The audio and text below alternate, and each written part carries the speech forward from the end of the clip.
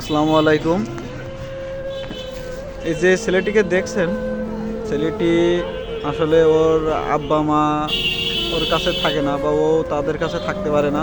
তার আব্বা মায়ের আসলে পারিবারিকভাবে সম্পর্ক বিচ্ছিন্ন হওয়ার কারণে সে এই যে বাজারেই থাকে এবং মানুষের কাছ থেকে কোনো রকম সাহায্য সহযোগিতা নিয়েই সে চলাফেরা করতো। কিন্তু সে বর্তমানে এমন একটা ভালো কাজের দিকে আগাচ্ছে, সেটা না বললেই নয়। তোমার নাম কি? ইয়াসিন। তোমার আব্বা কোনে থাকে? বাড়ি। আর আম্মা? মারা গেল। নিজের মা, সৎমার কাছে থাকে।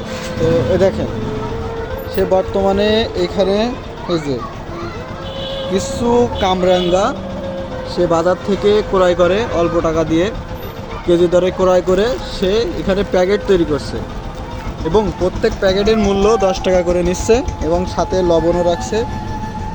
তো এখানে অলরেডি 10-12টা প্যাকেট সে আছে। এটা কিন্তু তার নিজের উদ্যোগ, এখানে কিন্তু কেউ উদ্যোগ তাকে করে দেয় নাই, সে নিজে নিজে উদ্যোগ নিয়ে এই অল্প বয়সে। বয়স কত বছর হয়েছে তোমার? 12 বছর।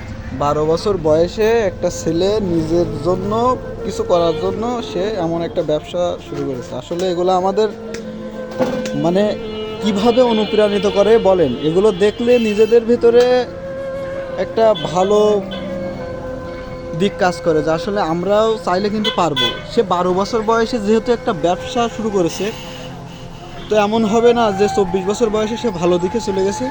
অবশ্যই হবে। ধন্যবাদ সবাইকে। ভিডিওটা বেশি বেশি শেয়ার করবেন।